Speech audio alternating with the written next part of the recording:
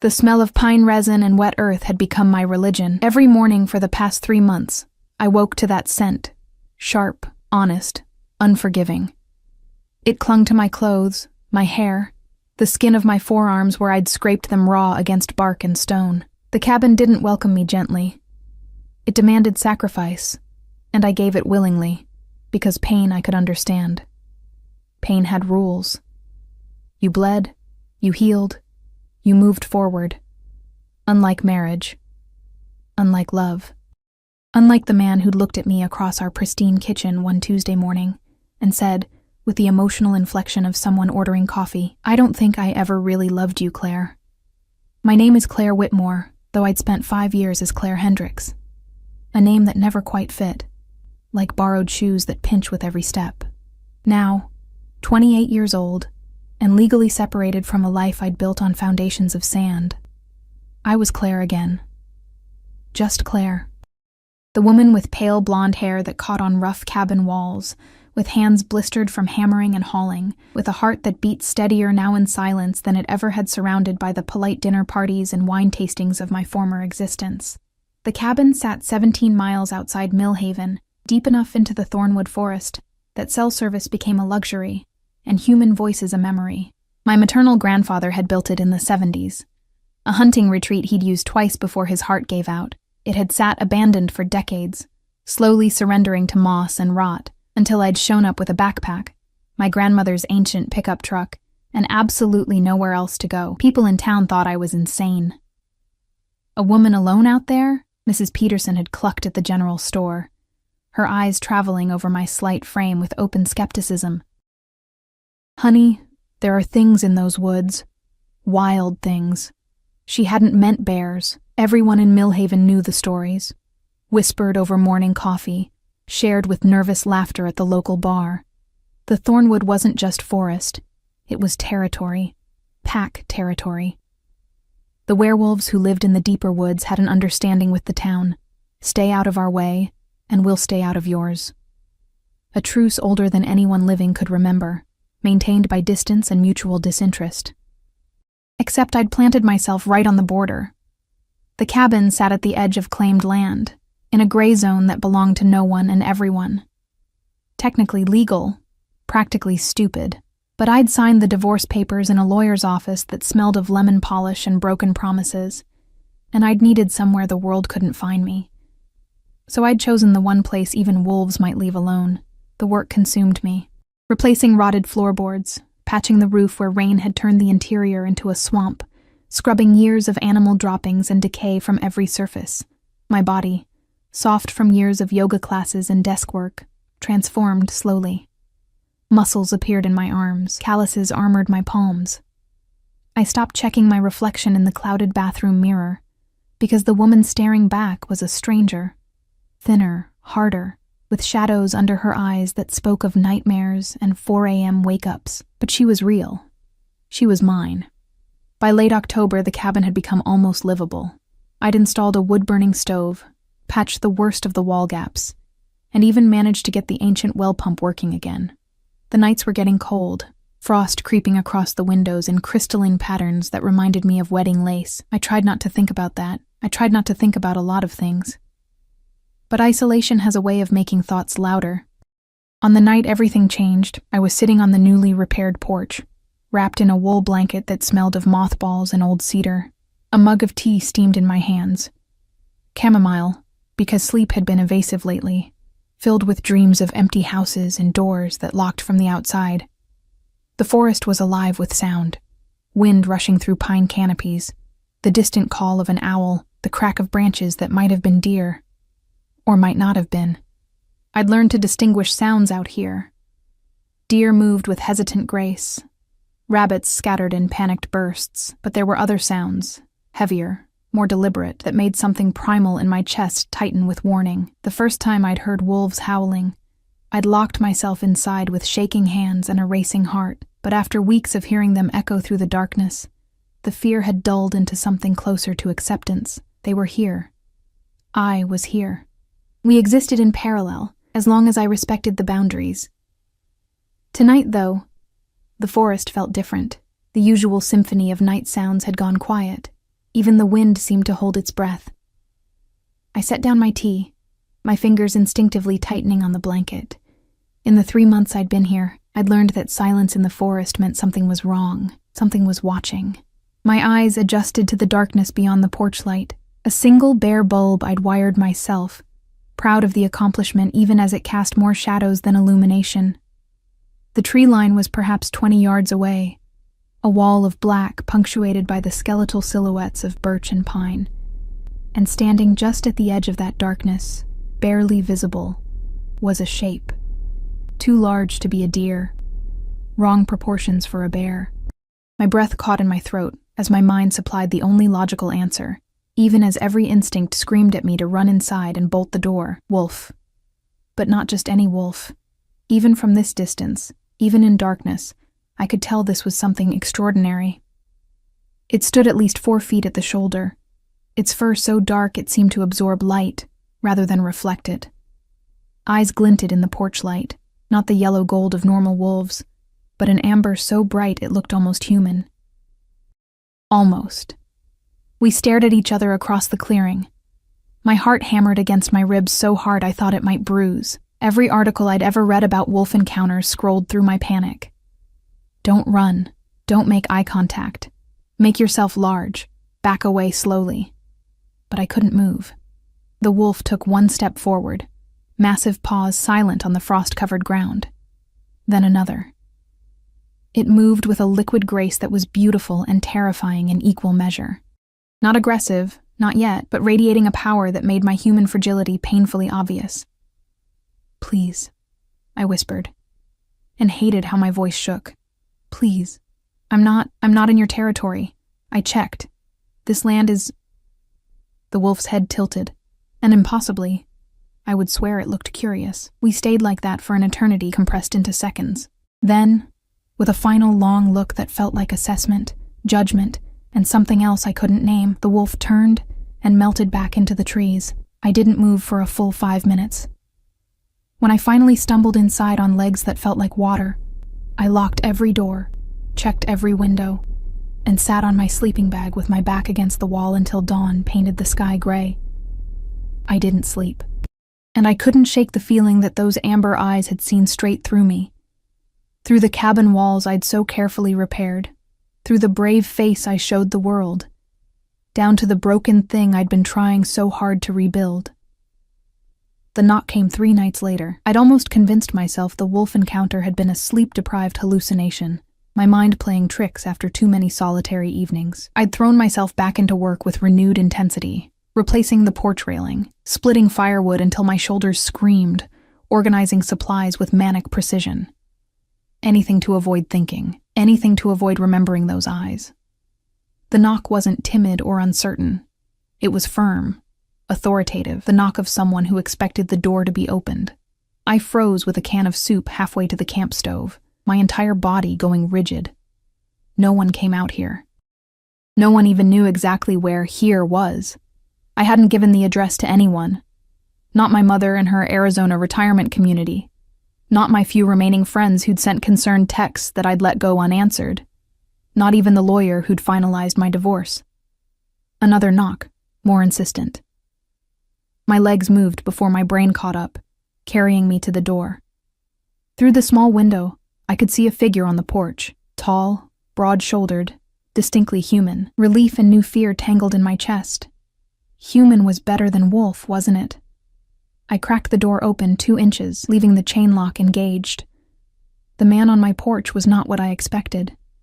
He was perhaps in his mid-30s, with dark hair that fell just past his collar, and a face that was all hard angles and controlled intensity. He wore dark jeans and a heavy jacket that looked expensive but practical.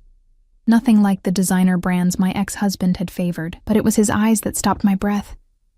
Amber, bright, and intimately familiar. The same eyes that had watched me from the tree line 3 nights ago. "Claire Whitmore," he said. And his voice was deep, carrying an edge of something that raised goosebumps on my arms. "We need to talk. How do you know my name?" The question came out steadier than I felt.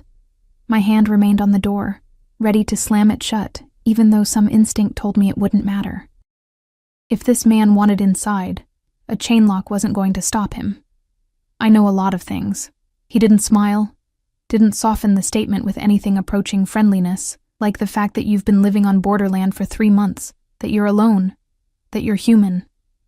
He said that last word with particular emphasis, as though it explained everything, and that you have no idea what kind of attention you've been attracting.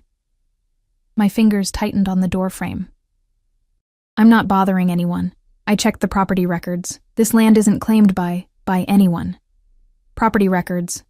Now something that might have been amusement flickered across his face, gone too quickly to be sure. Human bureaucracy. The paper you filed with the county means nothing to the wolves who've been circling this cabin for weeks, wondering why someone would be foolish enough to settle here. Wolves. Plural. The reality of what he was saying, what he was implying about himself, hit me with delayed force. I'd known, theoretically, that werewolves were real. Everyone in Millhaven knew, but knowing and confronting were entirely different things. You're one of them, I said quietly. You're the wolf I saw. I am. No hesitation. No softening. My name is Dominic Ashford, and I'm the Alpha King of the Thornwood Pack, which means everything for 30 miles in any direction falls under my protection and my law. He paused, his gaze holding mine with uncomfortable intensity. Including you, whether you realize it or not. Alpha King. The title rolled through my mind, bringing with it fragments of overheard conversations from town, whispered warnings I'd dismissed as superstition and gossip. The Thornwood Pack wasn't just any pack. They were old blood, powerful, with a hierarchy as rigid as any monarchy, and I'd built my sanctuary right on their doorstep. I'll leave, I heard myself say. I didn't know. I'll pack up and... No, the word cut through my rising panic like a blade. It's too late for that. You've been seen, scented, marked as residing here. If you run now, you'll look like prey. And there are wolves in my pack, young ones, hungry ones, who wouldn't be able to resist the chase. My blood went cold. Then what am I supposed to do? For the first time, something that might have been uncertainty crossed his features. He glanced past me into the cabin, taking in the single room I'd worked so hard to make livable. The patched walls, the wood stove radiating heat, the sleeping bag in the corner, the boxes of supplies stacked with careful precision. You stay, he said finally. Under my protection, as part of my territory. I don't understand what that means. It means, he said slowly, as though choosing each word with care, that I claim responsibility for you. That any wolf who harms you answers to me. That you fall under pack law, even though you're human. His jaw tightened. It's not ideal. My pack won't like it, but it's safer than the alternative. I should have felt grateful. Instead, I felt trapped. I'd fled a marriage where I'd been controlled, shaped, told who to be and how to act. And now this stranger was telling me I belonged to his world, his rules, his protection whether I wanted it or not. And if I refuse, his eyes flashed with something dangerous. Then you die, Claire. Maybe not tonight, maybe not tomorrow, but eventually, one of the younger wolves will decide you're fair game, or a rival pack will use you as a message to me, or you'll simply disappear one night and no one will ever find enough of you to bury. The bluntness of it stole my breath. No sugar-coating, no gentle warnings, just cold, brutal truth delivered in that deep voice that somehow made it more real. Why? I whispered. Why do you care? I'm nobody. Something shifted in his expression. Softened, maybe, though it was hard to tell in the porch light's harsh shadows. Because 3 nights ago, I came to investigate the humans stupid enough to live on borderland. And instead of running, instead of screaming, you sat there and spoke to me. He paused. You said, please. Like you were asking a person, not a monster. The memory flooded back, my whispered plea, the terror and strange calm that had followed. I was terrified. I know. I could smell it. He said it matter-of-factly, as though discussing the weather. But you didn't attack. You didn't try to shoot me. And I know you have a shotgun. I can scent the gun oil. You just... asked. He shook his head slightly. Most humans either try to kill us or treat us like animals. You did neither. I didn't know what to say to that. The silence stretched between us, filled with the sound of wind through pine trees and the distant crack of frost-split branches. I need to think, I managed. Think fast. I can give you tonight, but tomorrow, I need your answer. He turned to leave, then stopped. Lock your doors. Keep a fire burning. And Claire? He looked back over his shoulder. Don't try to run. The young wolves are watching and they're faster than you can imagine. Then he was gone, melting into the darkness with the same unnatural grace I'd seen in his wolf form. I stood in the doorway for a long time, cold air pouring into the cabin, my mind spinning in useless circles. I didn't sleep that night either. By dawn, I'd paced the cabin's length so many times I could have walked it blindfolded. My choices were terrifyingly simple. Accept this stranger's protection and whatever that entailed, or take my chances in a world that suddenly felt far more dangerous than I'd realized. But running meant going back to the city, back to the pitying looks and whispered gossip, back to the shell of a life I'd abandoned. And I'd rather face wolves than face that. The decision, when it came, felt less like a choice and more like surrender. When the sun finally rose, painting the frost-covered clearing in shades of gold and pink, I was sitting on the porch steps with a cup of coffee gone cold in my hands. I'd changed into clean jeans and a flannel shirt, brushed my pale hair into some semblance of order, and waited. I didn't have to wait long. Dominic emerged from the tree line just after 8, now wearing different clothes, dark cargo pants and a thermal shirt that did nothing to hide the powerful build underneath. In daylight, he was somehow more intimidating. I could see the scars on his hands, the predatory grace in his movements, the way his eyes tracked everything with unnerving precision. You came back, I said unnecessarily. I said I would. He stopped at the bottom of the porch steps, maintaining distance. Giving me space, I realized. Have you decided? I'll stay. Under your protection. The words felt strange in my mouth, weighted with implications I didn't fully understand. But I need to know what that means, what you expect from me. He nodded, as though he'd expected this. It means you attend pack gatherings when required. It means you learn our laws and follow them. It means you let me mark this territory as protected, so other wolves know to stay away. He paused. And it means you tell me if anything threatens you, human or otherwise. That's all? That's all. It sounded too simple, too easy. My ex-husband had started with simple requests too. Wear this dress to the dinner party. Don't mention you're writing to my colleagues.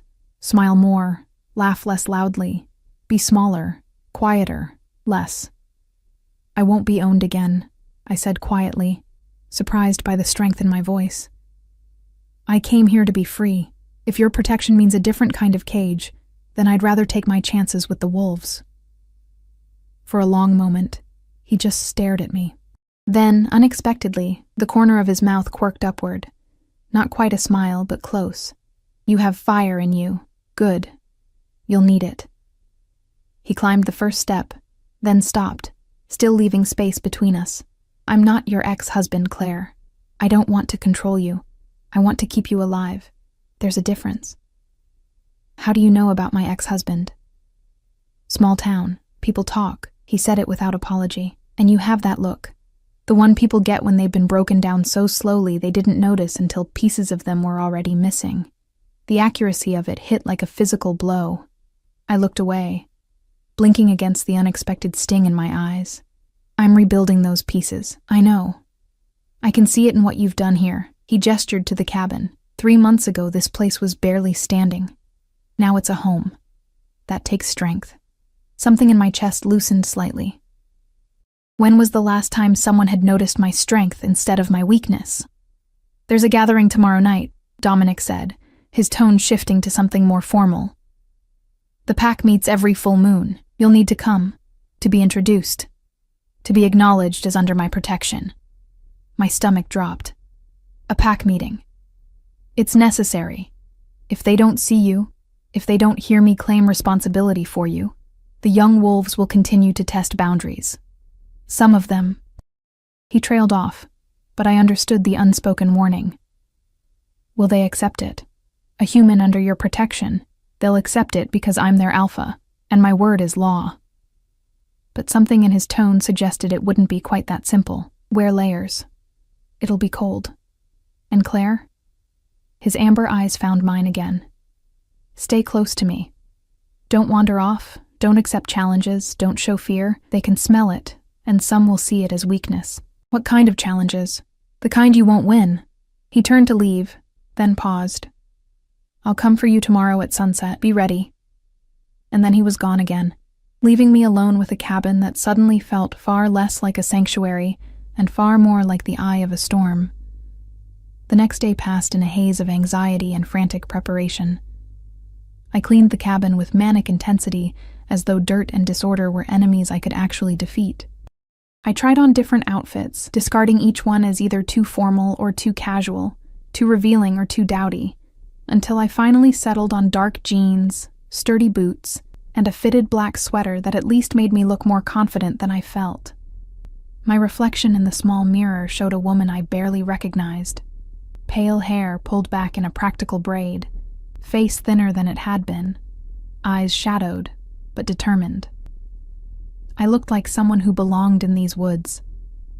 I just hoped I looked like someone who belonged at a werewolf gathering. The sun set with brutal efficiency, plunging the forest into darkness punctuated only by early stars and a rising moon that was almost, but not quite, full. When the knock came, I jumped, despite expecting it.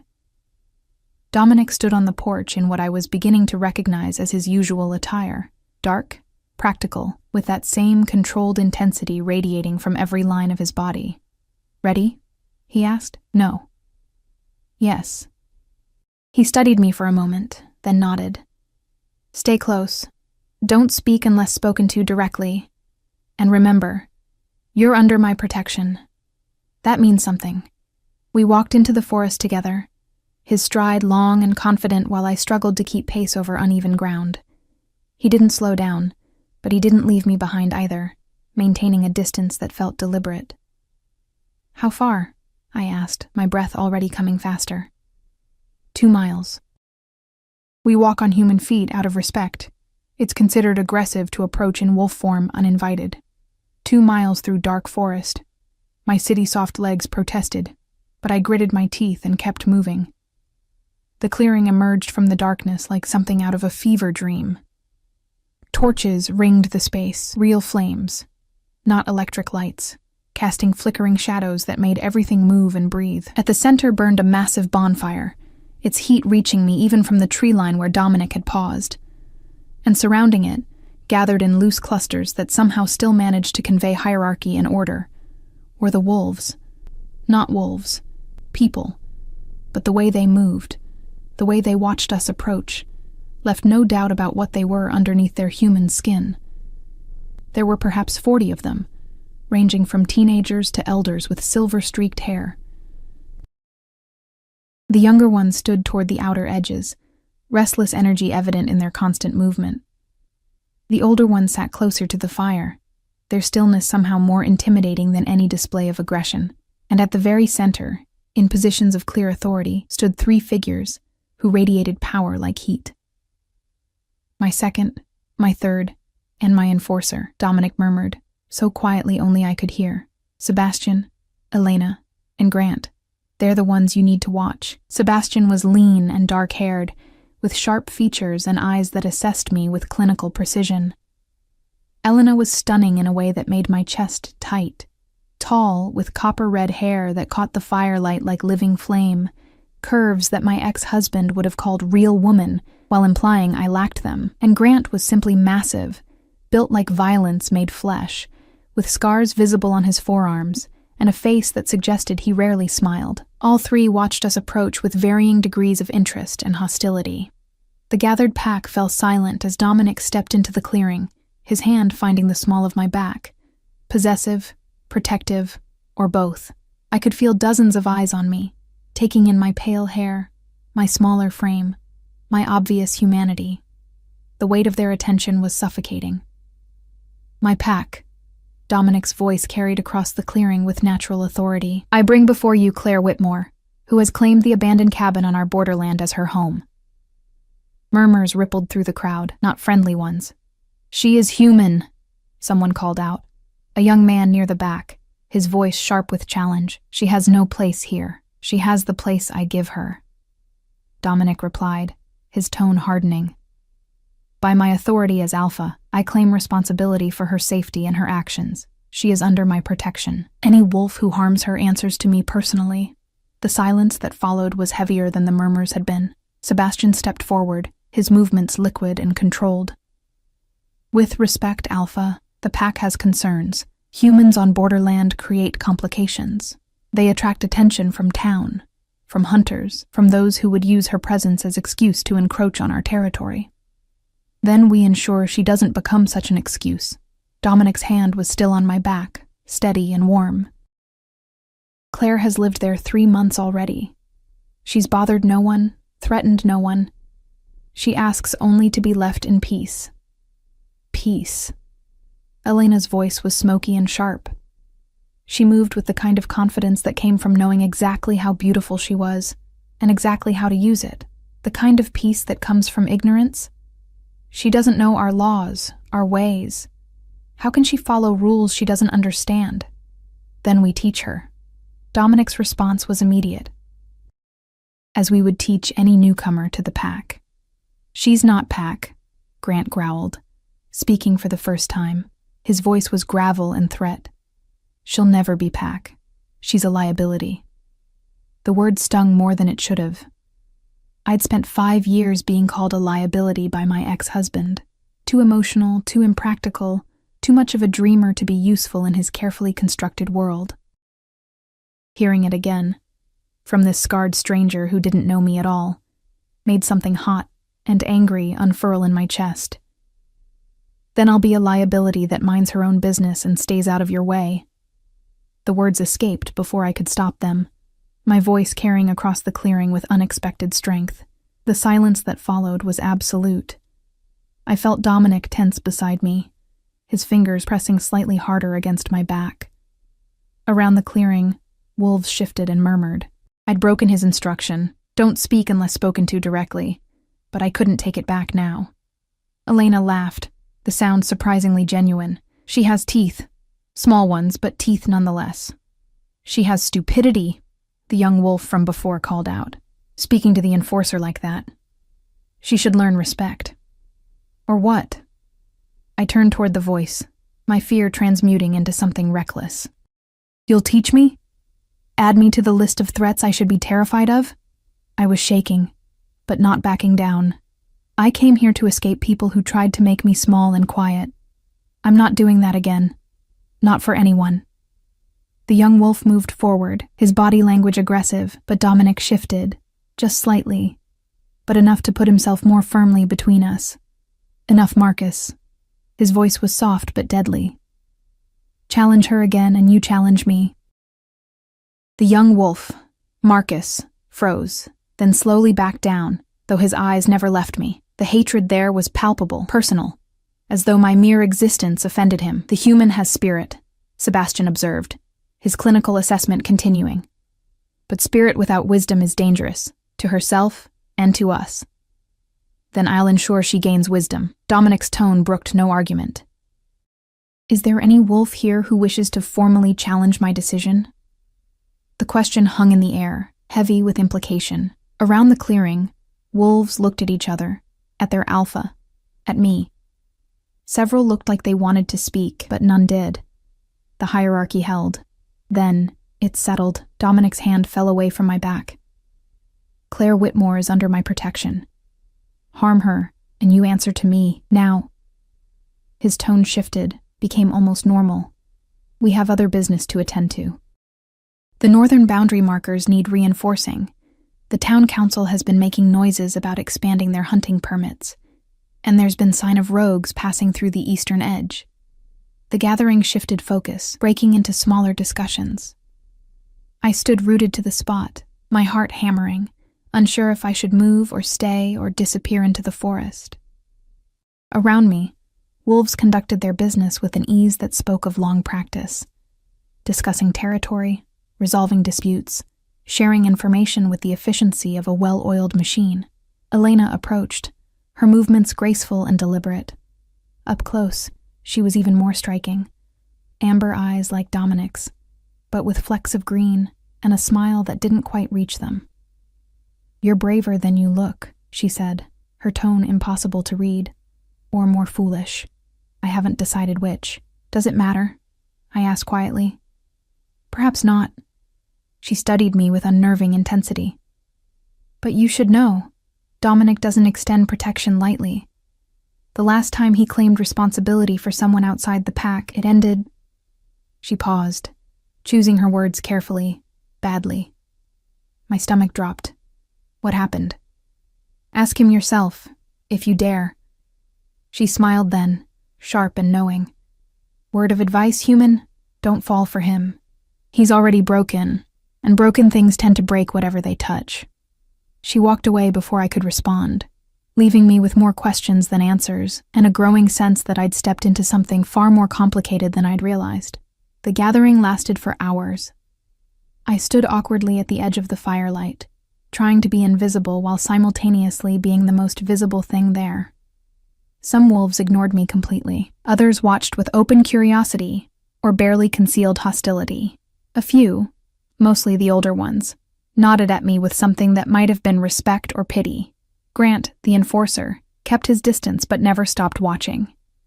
His scrutiny felt different from the others, more analytical, as though he were calculating exactly how much of a threat I posed and how best to neutralize it. Sebastian approached me once, his manner formal and correct. "You should understand the laws you're now subject to," he said without preamble. "First, no human may witness the change without permission. Second, pack business stays within the pack. Third, challenges must be witnessed and sanctioned. Fourth, the Alpha's word is final law. And if I break these laws," his smile was thin, "then you discover why Grant is called Enforcer." He left me with that pleasant thought.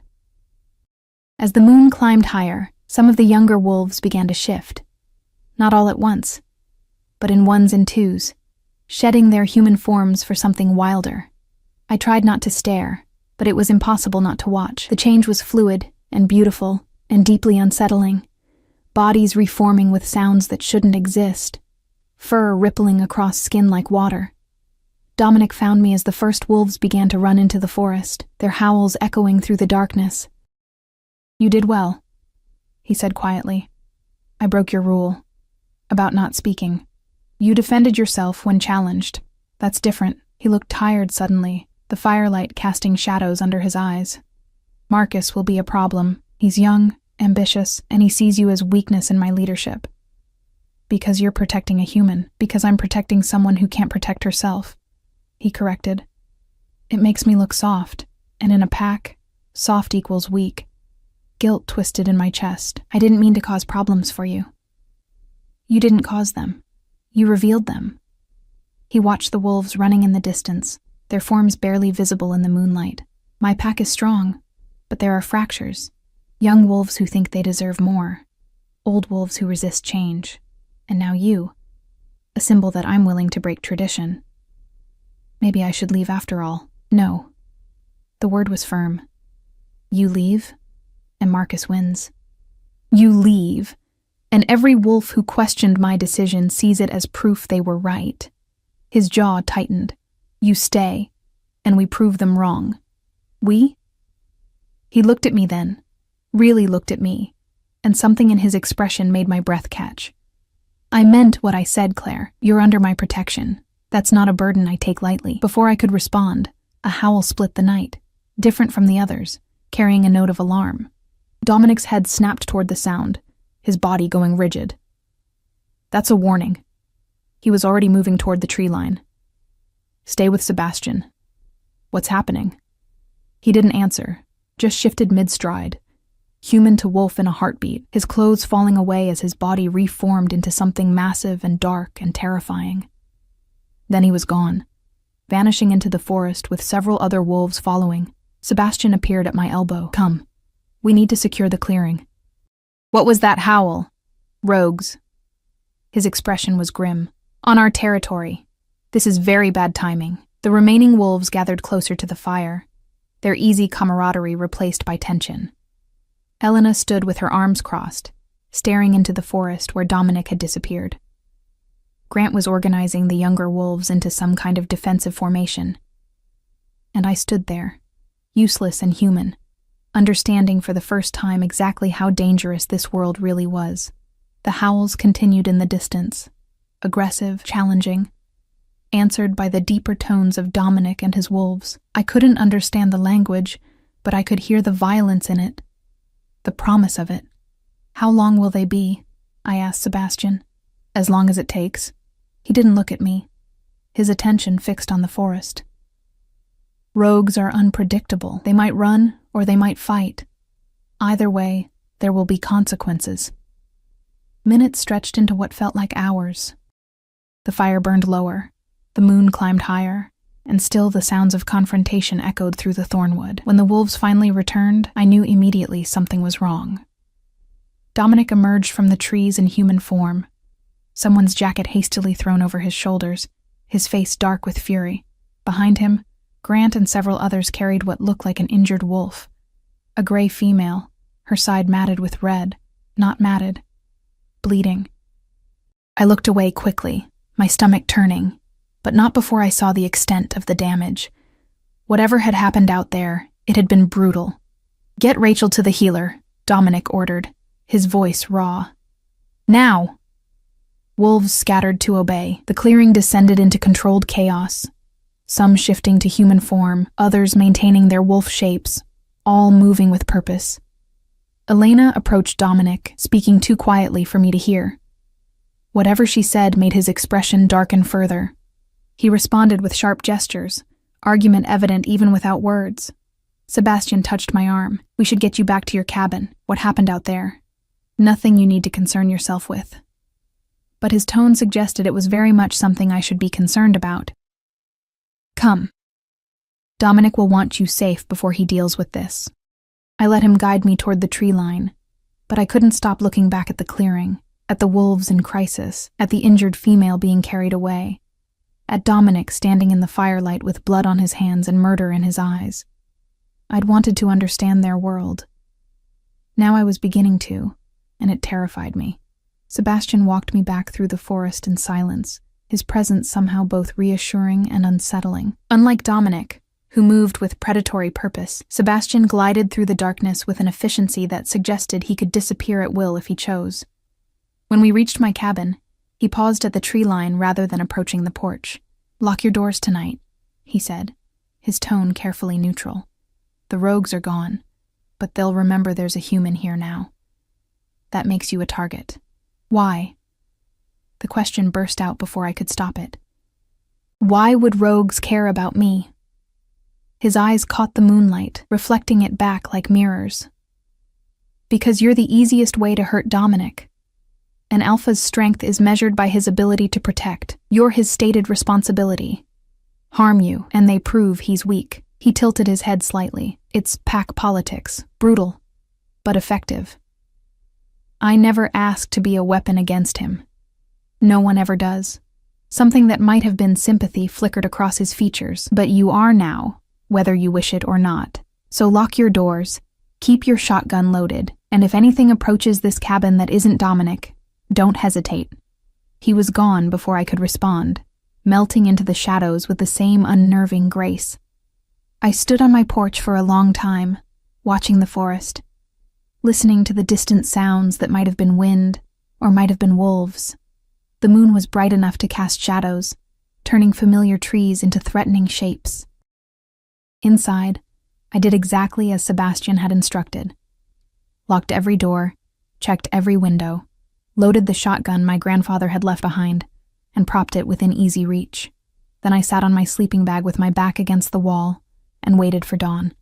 It came eventually, as it always did, painting the world in shades of gray and gold that made last night feel like a fever dream, except for the blood under my fingernails. I stared at my hands in the morning light, trying to remember when I'd touched anything that could have left those dark crescents. Then the memory surfaced, grabbing Dominic's arm as he'd moved past me in the clearing, my fingers digging in without conscious thought, seeking anchor in the chaos. His blood, or someone else's. Either way, it was there, a physical reminder that this wasn't a story or a nightmare.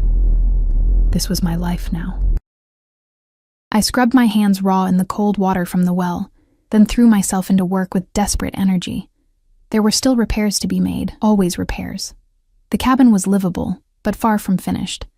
I spent the morning replacing a cracked window pane, trying to focus on the simple physical task instead of the memory of wolves howling and that injured female being carried away. Rachel, Dominic had called her. A name, a person, someone who might be dying because of rogues who'd invaded their territory. Invaded partly because I was here, a tempting target. The guilt sat heavy in my chest, making it hard to breathe. I was so focused on the window that I didn't hear the approach until a voice spoke behind me. "You have steady hands," I spun, dropping the putty knife with a clatter. Elena stood at the edge of my porch, looking impossibly elegant despite wearing simple jeans and a leather jacket. In daylight, she was even more intimidating. Beauty weaponized. Every movement calculated to remind you exactly how far above you she stood. "I didn't hear you," I managed, my heart racing. "I know. That was intentional." She stepped onto the porch, examining the new window with critical eyes. Not bad work, for a human. The qualifier stung, but I refused to rise to it. "Did you need something?" Dominic sent me. She turned her attention from the window to me, and I felt pinned by that amber gaze. "He's dealing with pack business, the aftermath of last night. He wanted to ensure you were settled." "I'm fine." "Are you?" She leaned against the porch railing I'd repaired last week, testing its strength with casual confidence. "You witnessed pack justice, saw violence, learned exactly how dangerous this world is. Most humans would be packing to leave right now. I'm not most humans." "No," she agreed slowly. "You're not. Which makes you either very brave or very stupid. I'm still determining which." She paused, then added, "Rachel will survive, by the way, if you were wondering. The healer says she'll be back on her feet within the week." Relief flooded through me so powerfully I had to grip the windowsill for support. "That's good. Thank you for telling me. Don't thank me. Thank Dominic. He's the one who got to her before the rogues finished what they started." Elena's expression hardened. "They were trying to kill her, Claire, not scare her, not wound her. Kill. Because she was patrolling the border near your cabin. Because protecting you made her a target. The guilt I'd been trying to suppress crashed over me like a wave. I didn't ask for that. No. You just stumbled into our world and expected no consequences." Her tone was sharp, cutting. "Do you have any idea what you've done? Dominic hasn't claimed responsibility for an outsider in 8 years, not since—" She stopped abruptly, her jaw tightening. "Since what?" "Since the last person he tried to protect died because he wasn't strong enough to save them." The words were delivered with brutal efficiency. His sister. Human father, wolf mother. A hybrid who never quite fit in either world. She was murdered by rogues who wanted to prove that Dominic's protection meant nothing. The world tilted slightly. I sat down hard on the porch steps, my legs suddenly unable to support me. He never said. Why would he? It's not exactly something he advertises. Elena's expression softened fractionally. "Look, I'm not telling you this to be cruel. I'm telling you so you understand what's at stake. Dominic extending his protection to you isn't just politics, it's personal. And if something happens to you, if the rogues or Marcus or any of the wolves who see you as weakness manage to hurt you," she trailed off. But the implication was clear. "It would break him," I finished quietly. "It would destroy him," she corrected. "And that would destroy the pack. We've been stable for 8 years because Dominic is strong, controlled, unshakable. But you?" She gestured at me, at the cabin, at everything. "You're a crack in that armor." And cracks spread. I looked up at her, this stunning wolf who carried authority like a second skin. "What do you want me to do?" "I want you to be worth it." Her tone was fierce. "If you're going to be here, if you're going to accept his protection and let good wolves get hurt defending you, then be worth that sacrifice. Learn, adapt, become strong enough that you're an asset instead of a liability. And if I can't, then leave before it's too late." She pushed off from the railing, preparing to go, before someone else gets hurt. before Dominic has to bury another person he failed to save. She was halfway across the clearing when I called out, "Why are you telling me this? If you want me gone, why not just let me fail?" Elena looked back, and for the first time, I saw something other than hostility in her expression, something that might have been respect. "Because I don't actually want you to fail," she said. "I want you to succeed. Because maybe, just maybe, if you can survive this world, it means there's hope for those of us who are trapped between two lives." She paused. "My mother was human, like Dominic's father. I know what it's like to be seen as less than.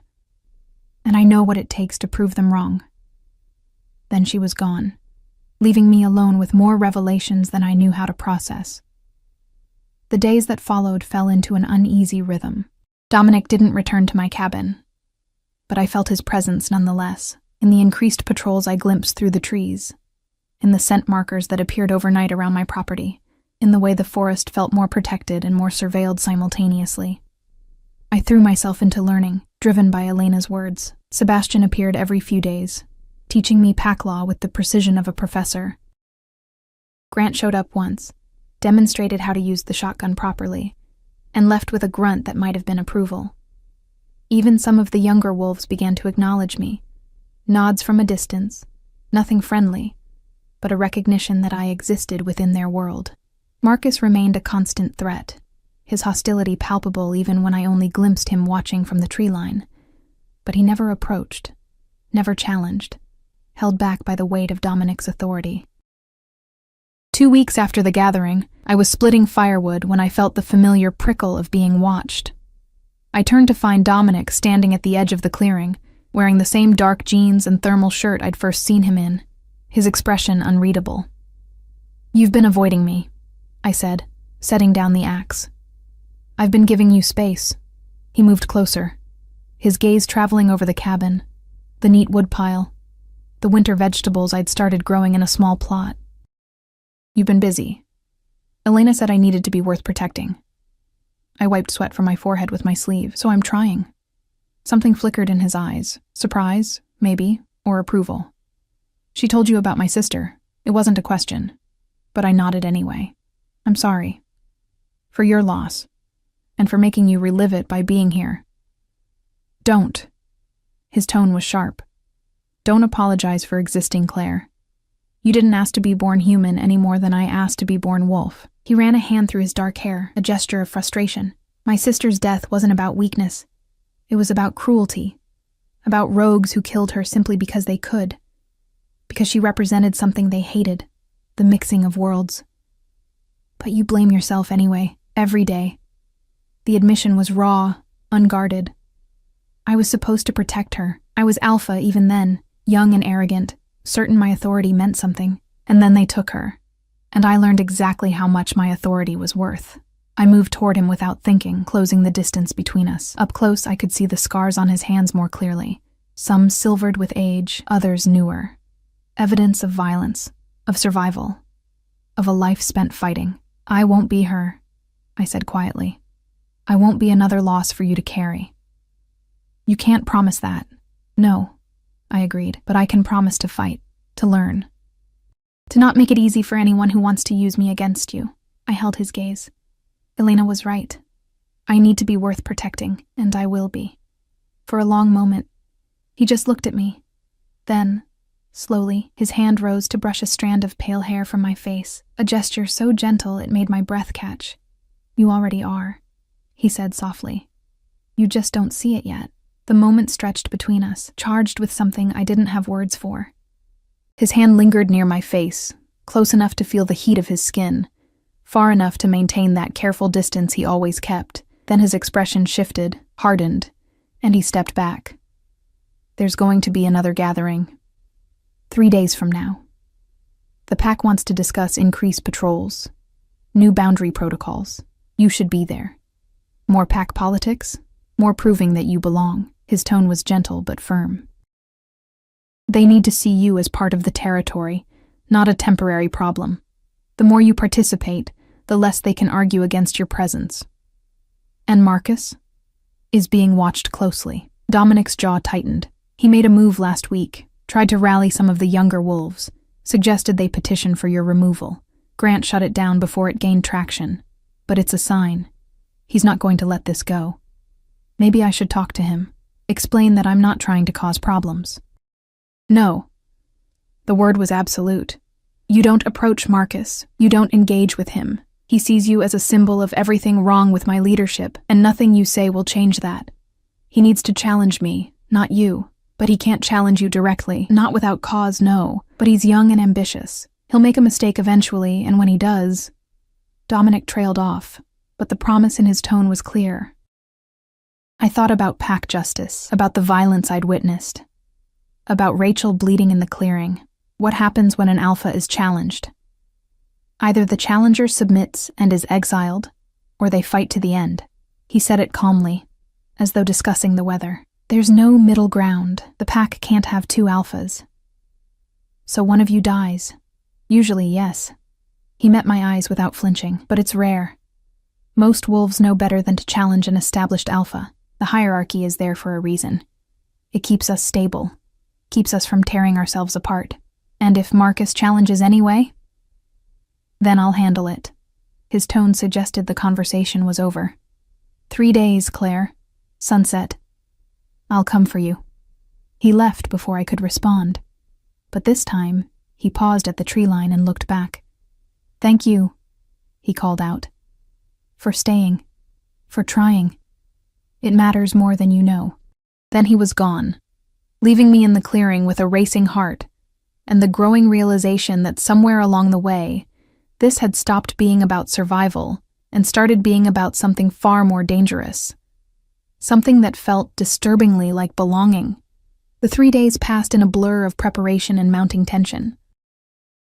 I spent them learning everything I could, memorizing pack laws from the notes Sebastian had left me, practicing with the shotgun until my shoulder ached from the recoil, even attempting to track the patrol patterns I'd observed from my porch. If I was going to be part of this world, I needed to understand it, not just survive in it, but truly belong.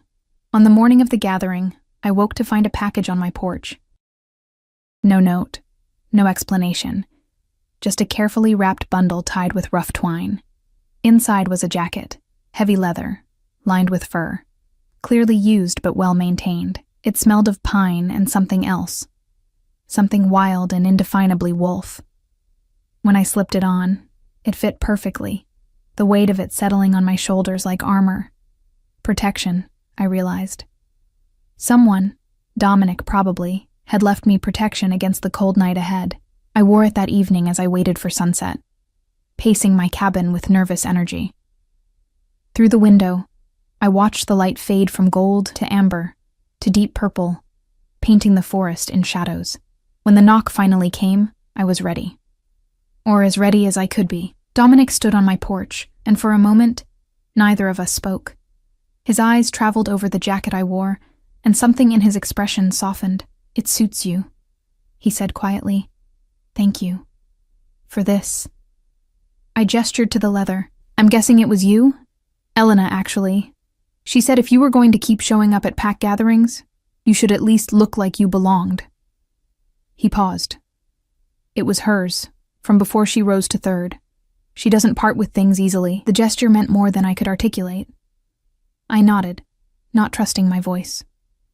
We walked through the forest together, and this time the journey felt different. Less like being led into danger, and more like walking alongside someone who understood exactly what that danger meant. Dominic maintained that careful distance, but occasionally his hand would touch my back to guide me around obstacles, or he'd slow his pace when the terrain became difficult. Small gestures, meaningful ones. The clearing was already full when we arrived, the bonfire burning high and bright against the darkening sky. The pack had gathered in their usual formations, but something felt different tonight. The energy was sharper, more focused, hostile. Marcus stood near the fire, surrounded by a cluster of younger wolves who watched us approach with undisguised antagonism. Sebastian and Elena flanked Dominic's usual position, their expressions grim, and Grant stood slightly apart, his massive frame tense, ready for violence. This wasn't just a gathering, this was a confrontation. Alpha, Sebastian said as we entered the clearing, his tone formal and warning. Marcus has invoked his right to speak before the pack. I advised waiting for your arrival. Dominic's hand fell away from my back. Then let him speak. Marcus stepped forward, his movements aggressive, challenging. He was younger than I'd initially thought, perhaps 25, with the kind of raw energy that hadn't yet learned control. His eyes fixed on me with pure hatred. I speak for those who believe our Alpha has lost his way, he announced, his voice carrying across the clearing. For 8 years, Dominic Ashford has led us with strength and wisdom. But now he brings a human into our midst, grants her protections meant only for pack, and asks us to risk our lives defending someone who contributes nothing. Murmurs rippled through the gathered wolves, some nodding, others watching Dominic with uncertain expressions.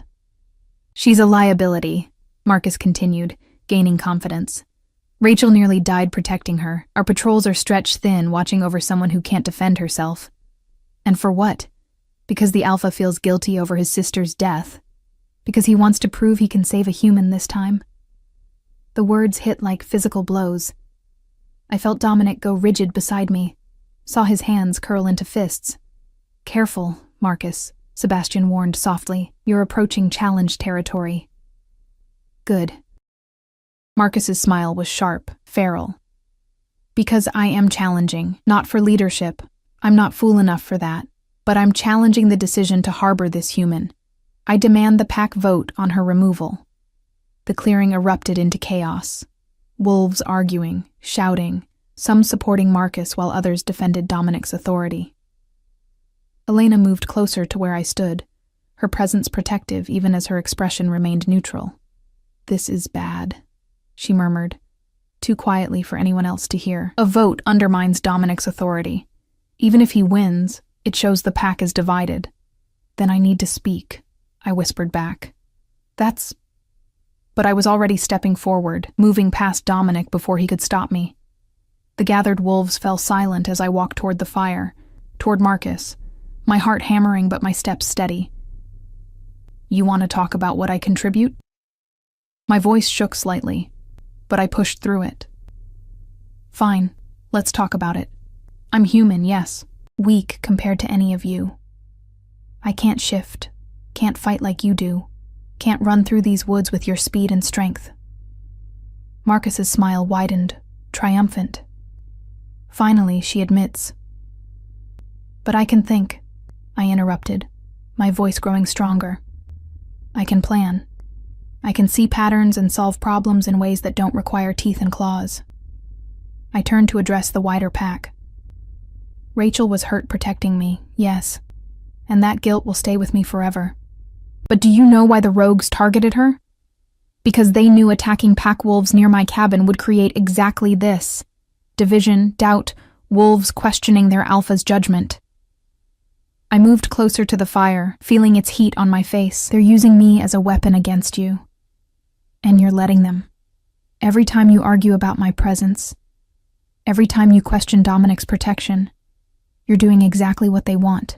You're fracturing from within. Sebastian was watching me with sharp interest now. Elena had moved to stand beside Dominic, both of them focused on my words. I didn't choose to be here, I continued. Not in your territory, not in your world.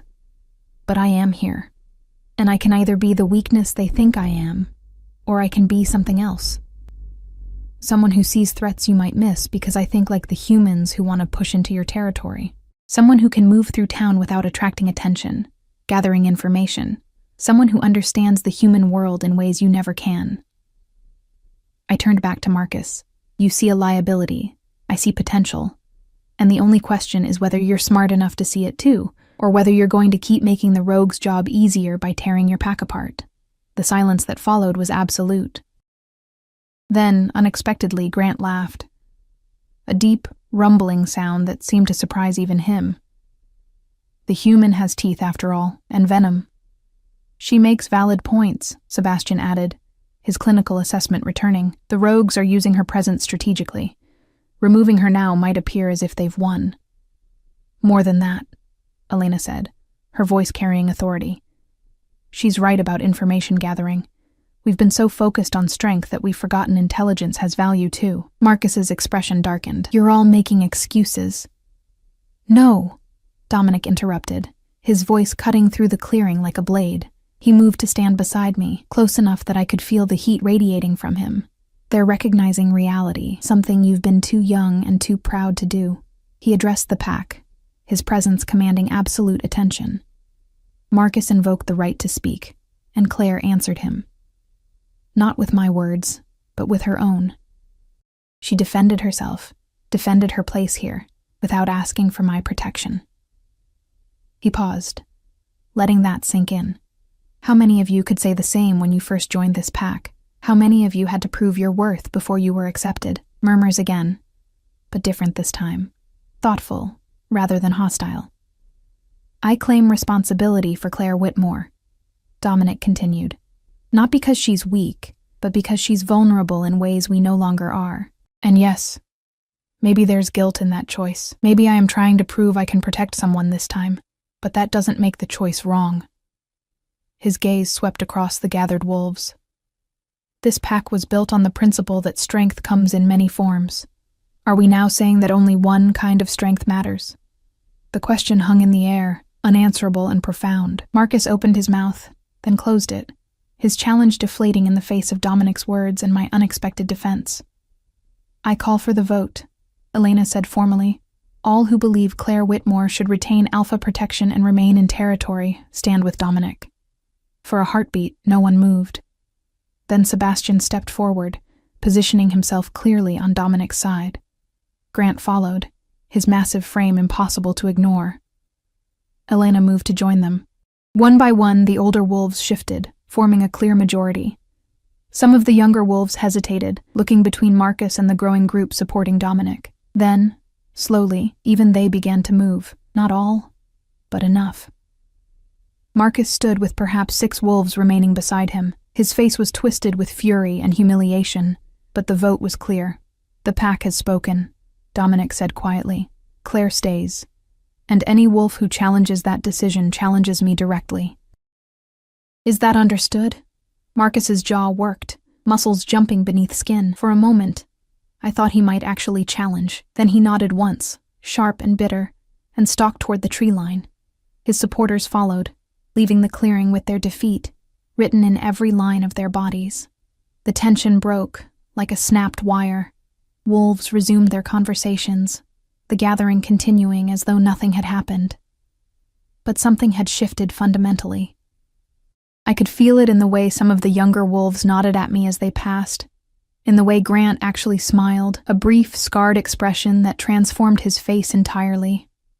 That was incredibly stupid and incredibly brave, Elena said, appearing at my elbow. Congratulations.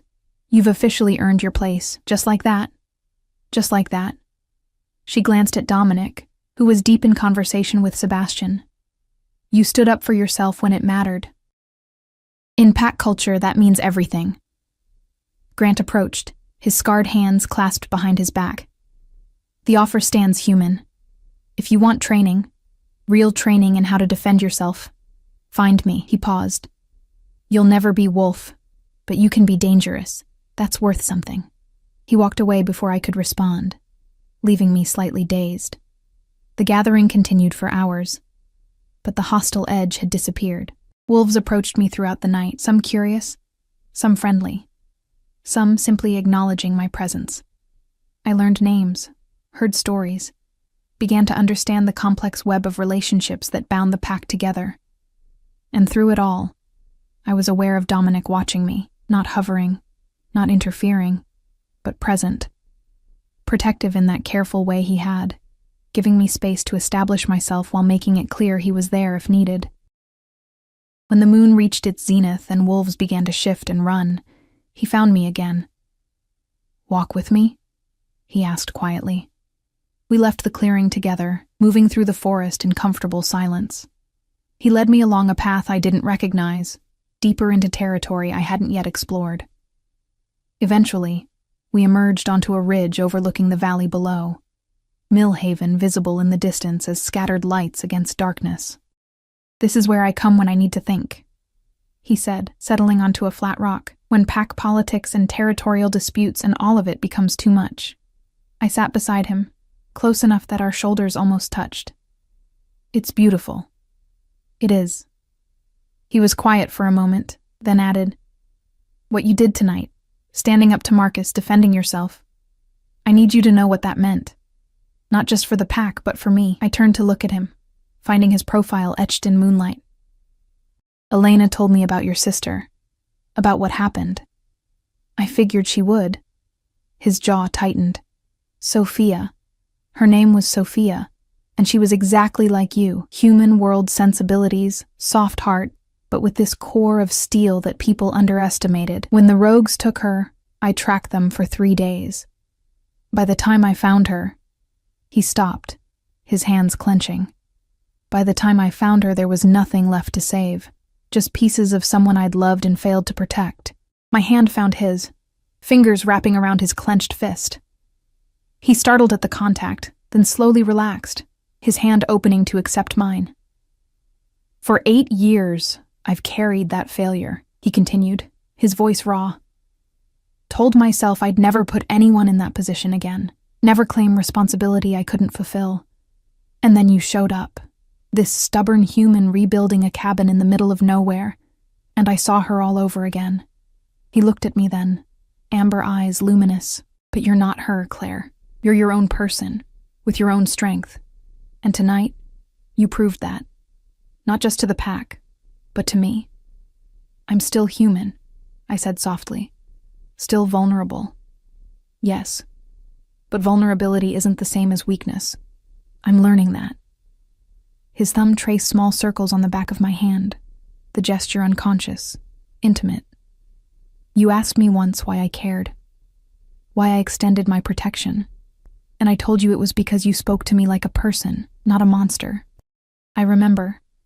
That was true, but it wasn't the whole truth. He shifted closer, his free hand rising to cup my face with heartbreaking gentleness.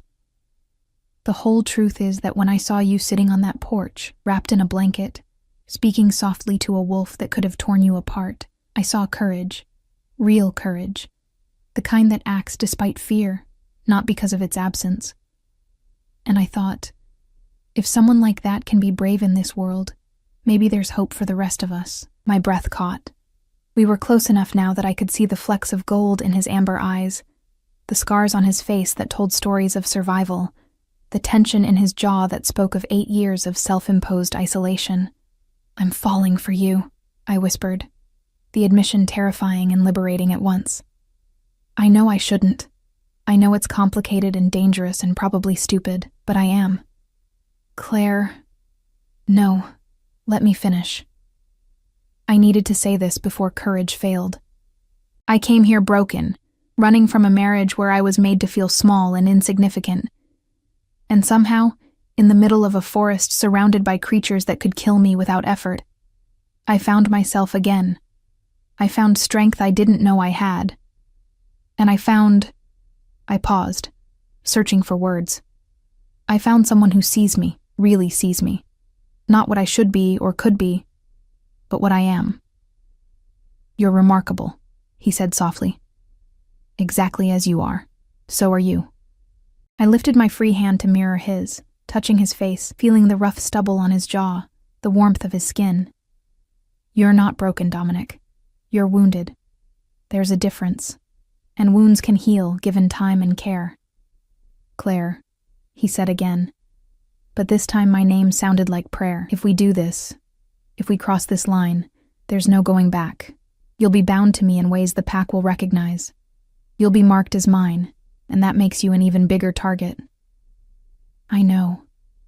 Marcus will see it as proof of everything he believes. Others might follow his thinking. You could be in more danger, not less. I know, I repeated, but I'm tired of making decisions based on fear. I'm tired of running from things that might hurt me. I want to run towards something for once. Someone. For a long moment, he simply looked at me, amber eyes searching mine for doubt or hesitation. Then, slowly, deliberately, he leaned in and kissed me. It wasn't gentle. It was 8 years of isolation, and grief, and loneliness, crashing against 3 months of rebuilding and hope and tentative connection. His lips were firm, demanding, but I met him with equal intensity, pouring everything I felt into that kiss. Gratitude, desire, defiance, love. When we finally broke apart, both breathless, he rested his forehead against mine. "You're mine now," he said. And it wasn't a question or a command, just a statement of fact. In every way that matters to the pack, you're mine, and I'm yours. That's the bond we just made. Good, I whispered. Because I wasn't planning on letting you go. We sat like that for a long time, wrapped together on that ridge overlooking the valley, two damaged people finding unexpected healing in each other. The moon climbed higher, casting silver light across the forest, and for the first time since my marriage imploded, I felt truly at peace. 3 months later, winter settled over the thornwood forest with teeth and claws of ice. My cabin, our cabin now, because Dominic spent more nights there than in his own territory home, had transformed completely. Proper insulation, a working fireplace, windows that didn't let in drafts. The sleeping bag had been replaced with an actual bed. The camp stove had given way to a small kitchen. It looked like a home because it was one. I'd learned to track, to hunt, to read the forest signs that meant danger or safety. Grant had made good on his offer of training, teaching me to shoot with precision, to move quietly, to survive. Sebastian still brought me books on pack law, but now we discussed applications rather than just theory. Elena had become something close to a friend, her sharp edges softening into respect and occasional warmth. And Marcus had left the pack 2 weeks after the vote, unable to accept what he saw as weakness in his alpha. 6 wolves had gone with him, forming their own small group somewhere to the north. There had been some tension, some posturing, but no violence. Yet. "He'll be back," Dominic had said when news reached us. "Alone or with an army. Men like Marcus don't forget perceived slights." But for now, there was peace. I stood on the porch on a crystalline December morning, coffee steaming in my hands, watching smoke rise from the chimney into a sky so blue it hurt to look at. Behind me, I heard Dominic moving around inside. The scrape of a chair, the clink of dishes, domestic sounds that still had the power to make my chest tight with happiness. The divorce papers had been finalized last month. Claire Whitmore was legally free, officially single, and somehow more bound than she'd ever been in marriage. But it was a binding I'd chosen, a commitment made with eyes open and heart willing. "You're thinking too loud," Dominic said, emerging with his own coffee.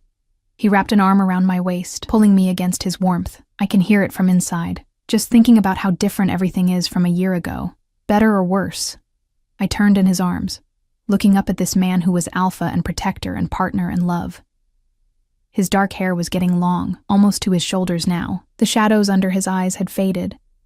He smiled more, laughed occasionally, had begun to let go of the guilt he'd carried for so long. "So much better," I said. "Even with the danger and the complications and the fact that your pack still isn't entirely sure about me. They're learning." His hand traced lazy patterns on my lower back. "Besides, after you helped Elena track that rogue pack movement through town last month, most of them came around. Turns out having someone who can move through human spaces without attracting attention is useful. Who would have thought?" I smiled against his chest. We stood like that for a long time, wrapped together against the cold. 2 people from different worlds who'd found unexpected belonging in each other. The forest was quiet around us, the peaceful quiet of winter, not the dangerous silence of predators watching. Inside, the cabin waited. Outside, the pack territory stretched for miles. And somewhere in between, I'd found what I'd been searching for all along. Not escape, not safety, not even love, though that had come too. I'd found myself, the version of me that had been buried under years of trying to be what others needed. The version that was strong and vulnerable and brave and terrified and human in all the ways that mattered. Claire Whitmore, who'd come to the Thornwood Forest broken and lost, and emerged whole. "Come inside," Dominic murmured against my hair. "It's too cold out here. In a minute." I wanted to hold this moment a little longer. This perfect, peaceful, ordinary moment of standing on my porch with the man I loved, watching smoke rise into winter sky. Life wasn't perfect. Marcus remained a threat. The rogues were still out there. Town politics and pack dynamics provided constant challenges. But we faced them together, and that made all the difference. Eventually, the cold drove us inside. Dominic closed the door behind us, shutting out the winter wind, sealing us into warmth and firelight and the home we'd built from an abandoned cabin and broken pieces. And somewhere in the forest, wolves howled, not in threat or challenge, but in acknowledgement, the Alpha King and his human mate. Against all odds, against all expectations, finding their way forward, together.